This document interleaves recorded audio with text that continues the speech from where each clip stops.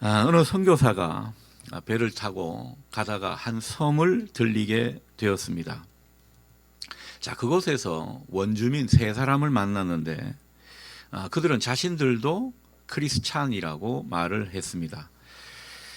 자, 그런데 그들은 뭐 크리스찬이라고 하지만은 주기도문도 잘 모르고 또 어떤 중요한 교리도 모르는 좀 무지한 크리스찬이었습니다. 선교사가 그들에게 당신들은 평소에 어떻게 기도합니까? 그렇게 물었더니 원주민들이 그렇게 말합니다. 우리도 셋, 당신도 셋, 우리를 어여삐 여겨 주십시오. 그렇게 기도한다고 말을 해 주었습니다. 선교사가 볼 때는 이분들이 참 어수룩한 신앙을 하고 있구나, 그런 생각이 들어서 그들에게 아주 열심히 주기도문을 가르쳐 주었습니다. 자, 몇 달 후에 선교사는 배를 타고 그 섬을 지나가게 되었는데 그곳 원주민 세 사람에게 이 주기도를 가르쳐 주었던 그 생각이 막 떠올라가지고 아주 흐뭇하게 그 섬을 바라보고 있는데 그만 깜짝 놀랄 만한 일이 생기고 말았습니다. 그 원주민 세 사람, 자기가 그토록 주기도를 가르쳐 주었던 그 세 사람이 자신이 타고 있는 그 배를 향하여서 오는데 바다 위를 걸어오는 것입니다. 예수님처럼 물 위를 걸어오는 그런 모습이었습니다. 그 선교사가 얼마나 경외감에 사로잡혔는지 모릅니다. 그러면서 그들에게 묻습니다. 어떻게 여기까지 오셨습니까? 제게 원하시는 게 있으십니까? 그렇게 물었더니만 이 원주민 세 사람이 말을 합니다. 예, 죄송한데요, 선교사님. 저희가 그만 선교사님이 가르쳐 주시던 그 주기도문을 까먹었습니다. 하늘에 계신 우리 아버지, 아버지의 이름을 거룩하게 하시며 아버지의 나라가 오게 하시며, 여기까지는 생각나는데 더 이상은 생각이 도통 나지를 않습니다. 그렇게 말을 합니다. 이 말을 들은 선교사가 얼마나 스스로를 초라하게 여겼는지 모릅니다. 그러면서 이렇게 말해주죠. 착하신 형제님들, 그냥 집으로 돌아가십시오. 그리고 기도할 때마다 원래 하시던 것처럼 우리도 셋, 당신도 셋, 우리를 어여삐 여겨 주소서, 그렇게 계속 기도하십시오. 그런 말을 해주었다고 합니다. 여러분, 무슨 이야기입니까? 신앙은요, 때로는 많은 지식과 그리고 교리가 중요한 게 아니라는 것입니다. 사실 교리도 중요하고 뭐 여러 가지 신앙 지식도 중요하지만은 결정적인 것은 그런 것들을 잘 몰라도 좀 어수룩한 신앙이라 하더라도 하나님에 대한 신앙이 초점이 잡히고 그리고 믿음이 옹골찬 모습이라면 그 가운데 얼마든지 능력을 경험하고 살 수 있거든요. 그 하나님에 대한 능력을 경험하고 사는 것이 더 중요하다, 그런 생각이 듭니다. 여러분, 우리는 이미 많이 배웠습니다. 우리는 하나님의 말씀을 많이 들었습니다. 단순하지만 배우고 확신한데 거하는 능력 있는 신앙인이 되셔서 이 저 같은 목사들을 좀 당황케 해주시는 그런 성도님들 될 수 있기를 축복합니다. 오늘 본문에서도 우리를 당황케 하는 이야기가 펼쳐집니다. 오늘 이 바울의 이야기를 통해서 우리 모두에게 큰 도전이 될 수 있기를 바랍니다. 자, 바울은 성령님의 인도로 소아시아에서 복음을 전하다가 성령님께서 이제 기도하는 가운데 나타나셔서 방향을 돌려주셨습니다. 그래서 처음으로 유럽 대륙에 선교를 하게 되었죠. 그 첫 선교지가 어디냐? 그 유명한 빌립보입니다. 그 빌립보에서 복음 전도 활동을 하게 되었는데 그곳에서 바울은 아주 중요한 사람을 만나게 되죠.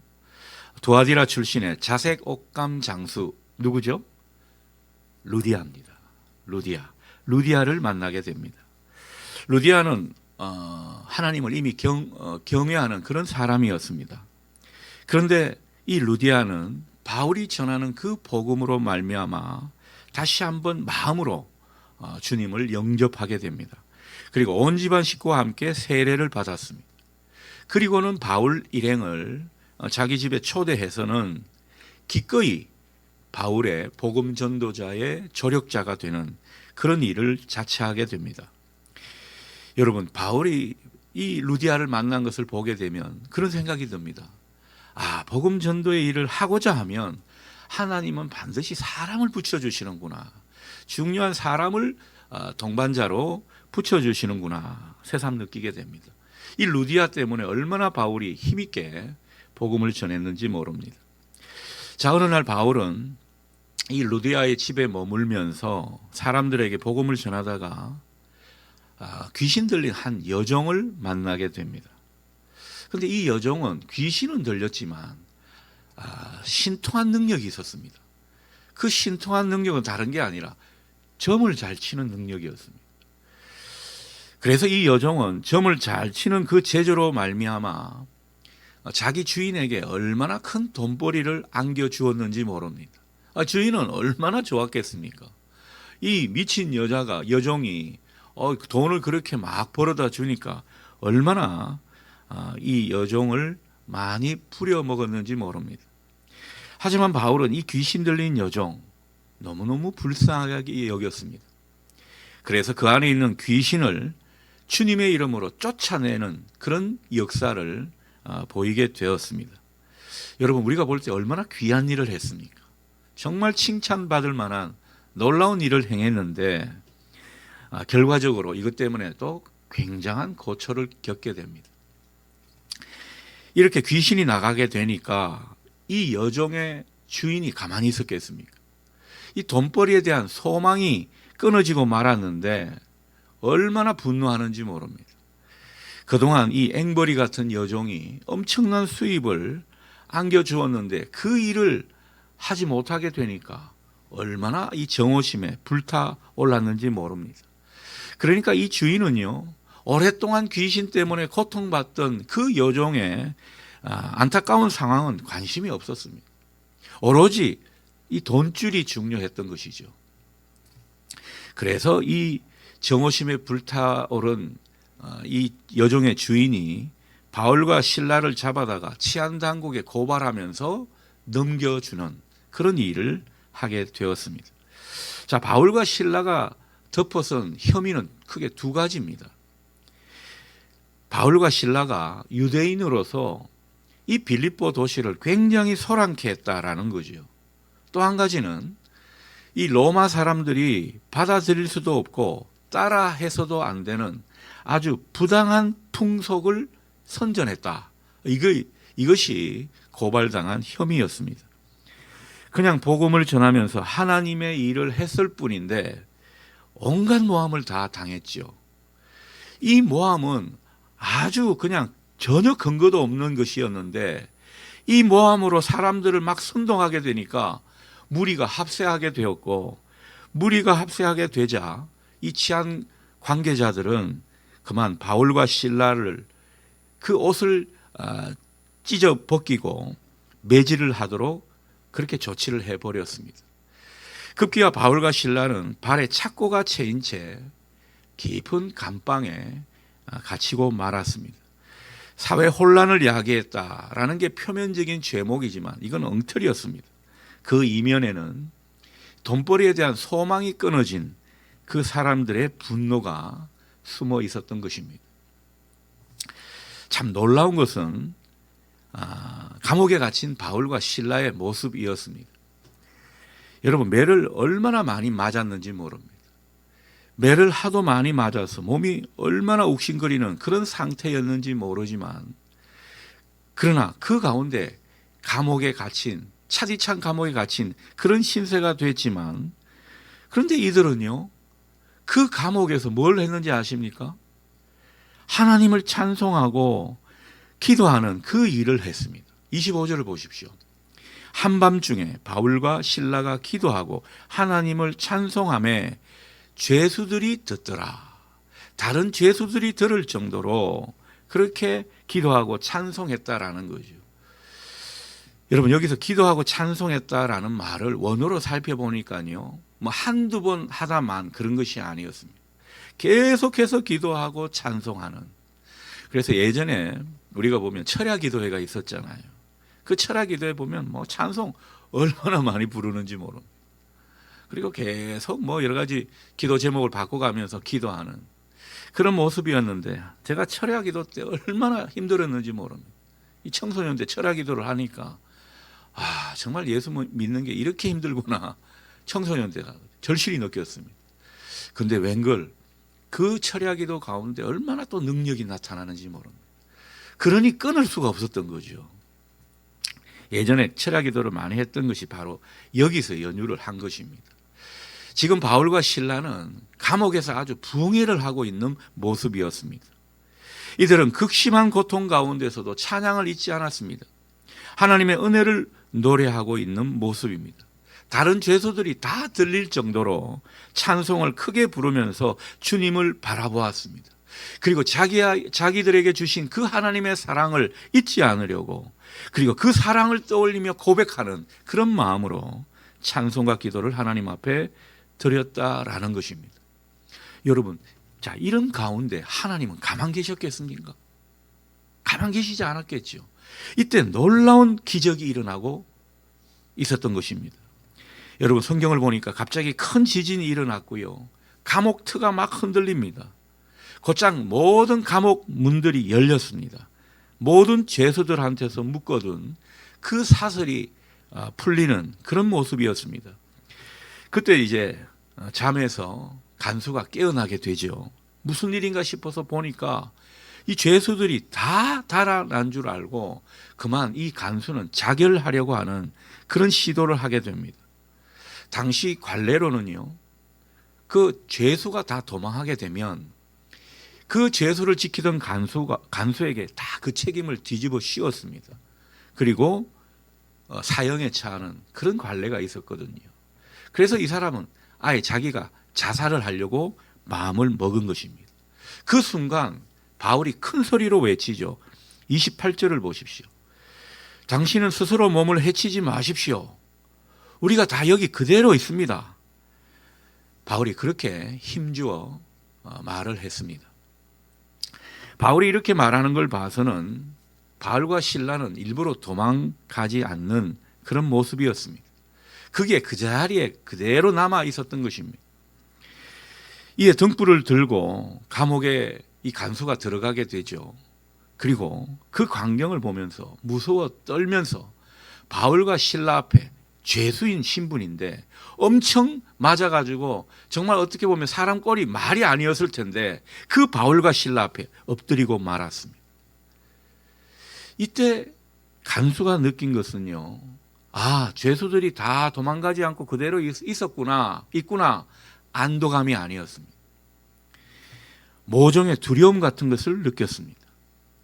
옥문이 열렸다는 그 초자연적인 일도 그렇고 이때다 싶어서 바람같이 도망칠 줄 알았던 그 죄수들이 다 그 자리에 남아있는 것도 그렇고, 게다가 죄수가 자살하려고 했는데 죄수가 자살하려고 하는 그 간수를 만류하는 이런 일까지 하게 되니까 이 모든 상황이 말로는 설명이 안 되는 그런 어떤 신비한 상황인 것을 직감하게 된 것이죠. 자, 그런 가운데 오늘 29절처럼 무서워 떨면서 바울과 실라 앞에 엎드렸던 것입니다. 이 바울과 실라는 보통 사람들이 아니구나 여겼던 것이죠. 마치 모세가 불타는 떨기나무 아래서 자기 신을 벗고 엎드린 것처럼 그런 모습으로 이렇게 엎드린 그런 간수의 모습을 성경은 그려주고 있습니다. 이 간수는 자기가 여태껏 상상도 하지 못한 그런 상황을 겪으면서 두려운 그런 마음이 들었습니다. 그리고 그 두려움 가운데서 자기가 어떻게 해야 할지 바울과 실라에게 물었습니다. 30절이죠. 선생님들이요, 내가 어떻게 해야 구원을 얻을 수 있습니까? 바울이 여기에 대해서 아주 정말 우리가 너무나 잘 아는 귀한 말씀으로 대답을 해주죠. 이 말씀이 바로 여기에서 나오는 것입니다. 31절, 주 예수를 믿으십시오. 그리하면 당신과 당신 집안이 구원을 얻을 것입니다. 왠지 모를 존재의 그 두려움을 느낀 간수가 자기도 모르게 구원의 방법을 묻게 됩니다. 그리고 바울은 그 물음에 아주 단순하지만 확실하고 분명한 답을 그에게 들려주죠. 주 예수를 믿으면 됩니다. 그리하면 당신과 당신 집안이 다 살아날 수 있습니다. 구원을 받을 수 있습니다. 얼마나 위대한 신앙의 고백이고 복음 전도의 말씀인지 모릅니다. 자, 저는 오늘 이 본문에서 바울과 실라를 통해 진정한 자유인의 모습을 느끼게 됩니다. 어떤 상황과 환경에도 얽매이지 않는 어떤 초연함, 자유함을 바울과 실라를 통해 보게 되는 것입니다. 여러분 그렇잖아요. 그렇게 매를 맞고 차디찬 감옥에 갇히게 되면 대개 사람들은 어떻습니까? 신세한탄하고 억울해하고 절망감을 느끼게 될 겁니다. 아니면 극도의 불안과 두려움을 느끼면서 아무 일도 하지 못할 것입니다. 아무런 시도도 하지 않을 겁니다. 자, 그런데 그런 상황에서도 바울과 실라는 무엇을 했습니까? 하나님을 찬송하며 기도를 계속해서 했다고 성경은 전해주고 있습니다. 그러니까 하나님을 힘써 찾았던 것입니다. 내가 고통 중에 있고 내가 말 못할 그런 어려운 가운데 있지만은 하나님을 찾아야 답이 있다는 것을 이들은 알았다라는 거죠. 하나님을 힘써 찾았고 그 가운데 성령의 함께 하심을 경험했기 때문에 그들은 계속해서 기도와 찬송을 할 수 있었던 겁니다. 여러분, 우리가 힘을 내서 할 수 있는 것은 정말 이 기도하고 찬송하는 거 억지로 한 번은 할 수 있을 거예요. 그러나 이것이 지속할 수 있는 것은 우리의 힘이 아닙니다. 성령께서 그 뒤를 또 후원해 주시기 때문에 바울과 실라는 아주 신나게 찬송하고 기도를 계속할 수 있었던 것입니다. 그렇게 찬송하고 기도한 결과로 놀라운 기적을 보게 되었고, 그런데 참 더 놀라운 광경은요, 이런 상황이면 얼마든지 도망칠 수 있잖아요. 아주 좋은 기회이지 않습니까? 진짜 자기가 이 묶인 몸에서 사슬이 풀렸으니까 얼른 도망쳐서 진짜 우리가 생각하는 자유의 몸이 되면 되는 일이었는데, 얼마든지 자기 몸을 안전하게 추스릴 수 있는 그런 상황을 하나님이 주셨는데 그들은 인간적인 모습으로 대처를 하지 않았습니다. 그 자리에 그대로 머무는 것을 선택했습니다. 저는 이게 놀랍다라는 거죠. 하나님이 감옥문을 열어주시는 기적을 일으켜 주셨다면 이거는 하나님이 하신 일이 분명하다고 여겼기 때문에 그 다음에 할 일도 하나님께서 인도해 주시고 지도해 주실 거라는 그 믿음으로 그 자리를 지켰던 겁니다. 그러니까 그 자리를 지키는 자유함이 그에게 있었던 거죠. 아니나 다를까 간수에게 복음을 전할 기회가 생기게 되었고, 이때 바울은 마치 기다렸다는 듯이 당당하게 복음을 전했습니다. 살 길을 알려주는 그런 모습입니다. 이때 바울이 만약 실라와 함께 그냥 얼큰이 하면서 도망을 쳤더라면 이런 위대한 복음의 역사는 쓰여지지 않았을 겁니다. 아마 복음 전도의 문이 닫히고 말았을지도 모릅니다. 그런데 이들은 그냥 그 어려운 상황, 그러나 그 어려운 상황이 해결된 것이 단지 자기들에게 유리하고 자기들의 이익을 위해서 그렇게 한 것이 아니라는 것을 알았다라는 거죠. 그래서 지금까지 자기가 그토록 나가기를 바랬다라고 하더라도 하나님이 그 기적을 일으켜 주신 가운데 또 다른 하나님의 일을 기대하는 그런 모습이었다라는 거죠. 그러니까 바울과 실라는요, 지금 아무런 경계도 없는 그런 모습을 보여줍니다. 아무런 거리낌이 없는 그런 모습으로 지금 우리에게 보여주고 있다라는 거죠. 여러분, 만일 여태껏 간수라는 게 그냥 지키기만 했겠습니까? 매질도 했을 거 아닙니까?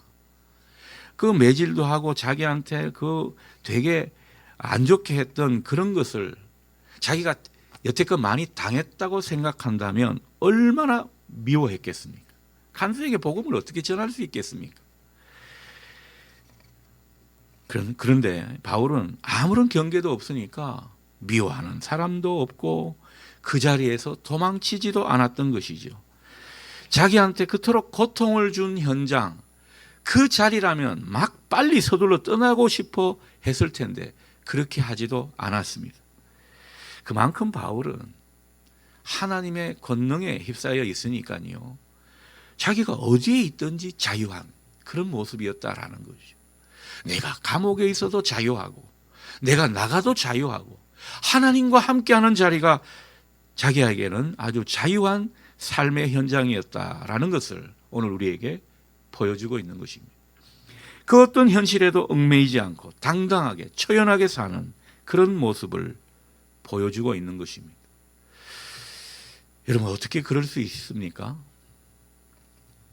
상황이나 현실에 내몰려서 그저 내 살 궁리만 하는, 내 밥벌이만 하고 내 먹고 살 걱정만 하는 그런 사람이 아니라 언제 어디서나 어떤 상황이나 하나님의 부르심을 생각하면서 내게 주신 사명을 감당하려고 했던 그 모습이 진정한 자유인으로 모든 삶을 초월할 수 있는 힘으로 나아가게 해 주신 이유가 되는 것입니다. 자, 바울과 실라는 32절에서 보듯 그 밤에 간수와 그 집에 있는 모든 사람들에게 하나님의 말씀을 들려주었습니다. 33절에서 간수는 이런 그들을 데려다가 상처를 다 씻어주었습니다. 그리고 그들에게서 온 가족이 더불어 세례를 받는 그런 일을 하게 되었습니다. 그리고 그들을 자기 집으로 모셔다가 음식을 얼마나 귀하게 대접했는지 모릅니다. 그러면서 성경은 믿음 안에서 바울과 실라와 그리고 죄수와 그 가족의 식구들이 함께 한 가족이 되었다라는 사실을 우리에게 전해줍니다. 바로 34절 하반절 말씀에서 그것을 느낄 수 있습니다. 그와 온 집안이 하나님을 믿음으로 크게 기뻐하니라. 아멘. 그래서 이들은요, 한밤중에 옥문이 열린 것보다 훨씬 더 큰 기적을 맛보았는데 그 기적은 다른 게 아닙니다. 함께 하나님을 믿는 가운데 큰 기쁨을 누리는 것, 여러분, 이것이 기적 중에 최고의 기적임을 보실 수 있기를 바랍니다. 우리가 함께 한 공동체를 이루어서 하나님을 함께 신앙하고 그 가운데 함께 기쁨을 얻는다면 이것은 엄청난 기적인 것입니다. 그러나 여러분, 그 기적의 주인공이 되실 수 있기를 바랍니다. 이 기쁨을 누리면서 바울은 지나간 시간이 아주 주마등처럼 느껴졌습니다. 자, 빌립보에서 자기가 원래 가려던 방향이 아니었던 이 빌립보에 도착을 했고 그 빌립보에서 동역자 루디아를 만났습니다. 귀신 들려 점치던 여종을 낫게 해준 일을 자기는 또 경험했습니다. 자, 그런데 참 귀한 일하고 그로 인해 매를 맞고 감옥에 갇힌 일도 경험했습니다. 그런데 그 감옥 가운데 지진이 나고 옥문이 열린 기적의 순간도 그는 경험했습니다. 그로 인해서 간수와 간수 가족이 복음을 받아들이며 하나님의 가족이 된 일도 그는 자기의 사명을 이루는 가운데 체험을 하게 됩니다. 자, 바울이 쭉 이렇게 시간을 되짚어 보면서 그 모든 시간들, 그 모든 일을 보면서 무엇을 느꼈겠습니까? 이 모든 일들 가운데 하나님의 권능과 하나님의 그 세밀한 은총이 스며 있었구나. 그것을 느끼게 되었습니다. 따지고 보니까요, 자기가 겪은 좋은 일이든 안 좋은 일이든 자기에게 고통을 준 일이든 그리고 기뻐하게 하셨던 일이든 다 그 속에는 주님의 섭리가 있었다는 사실을 깨닫게 된 것입니다. 이 모든 일이 다 주님이 하신 일로 알고 그 주님이 하신 일로 인정했기에 바울과 실라는 그 어려운 상황 속에서 그 모든 상황 속에서 초연할 수 있었고 자유한 신앙인의 모습을 보일 수 있었던 것입니다. 그들은 모든 일에 주님을 신뢰했습니다. 그리고 그 모든 일에 주님이 개입하셔서 인도하시고 역사하시고 계시다는 사실을 믿었던 것입니다. 여러분, 이 사실이 중요한 것입니다. 여러분, 우리가 살다 보면 때론 우리를 당황스럽게 하고 어렵게 만들고 고통을 느끼게 하는 일을 우리는 경험하게 됩니다. 왜 이런 일이 일어나는지 그걸 잘 모를 만한 그런 일들을 우리는 때로는 만나게 된다라는 거죠. 그러나 여러분, 오늘 바울과 실라의 모습을 떠올리면서 그 속에서도 우리와 함께 하시는 주님을 여러분 신뢰할 수 있기를 바랍니다. 우리를 어디로 이끄시든 어떤 상황에 놓이게 하시든 그 모든 것을 받아들일 만한 준비가 되어 있는 여러분 되실 수 있기를 바랍니다. 하나님이 하셨다 믿으시라는 거죠. 성부 하나님은 어떤 상황에도 우리를 사랑하십니다. 성자 하나님은 어떤 삶의 형편에도 우리를 은혜로 이끄십니다. 성령 하나님은 그 가운데서 세밀하게 우리를 지도하시면서 역사하시는 것입니다. 그러니 어떤 경우에도 이 삼위일체 하나님의 함께하심, 그 권능을 믿고 자유하시는 여러분 되실 수 있기를 축복합니다. 오늘도 삼위일체 하나님의 은총이 진정한 자유인의 모습으로 이 세상을 살아가고자 하는 우리 모두 위에 충만히 임하기를 축원합니다. 아멘. 기도하겠습니다. 자비하신 주님, 오늘 바울과 실라의 모습을 보면서 부끄러운 우리 자신을 보게 됩니다. 바울과 실라는 그 모진 시련의 시간 속에서 하나님을 찾았고 하나님을 경배했습니다. 하나님께 간절히 기도했고 정말 하나님의 그동안 은혜 주시고 사랑해 주셨던 것을 노래했습니다. 그런 가운데 성령님이 기적과 같은 일을 안겨주셨고 그 가운데 사명을 더욱더 감당할 수 있도록 인도해 주셨습니다. 위대한 하나님의 일을 하도록 해 주셨습니다.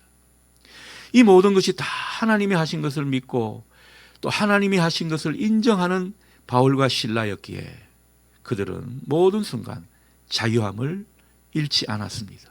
우리도 그런 인생 살게 해 주시옵소서. 삼위일체 하나님의 함께하심과 그 권능을 믿고 날마다 우리의 삶 속에서 진정한 자유인의 모습으로 살아가는 우리 모두 되게 해 주옵소서. 그 가운데 하나님의 사랑을 더욱 알아가고 그 가운데 하나님의 기적을 더욱더 경험하며 그 가운데 하나님의 놀라운 축복을 받아 누리는 사랑하는 우리 마젤의 모든 식구들 되게 해 주시옵소서. 예수님의 이름으로 기도드립니다. 아멘.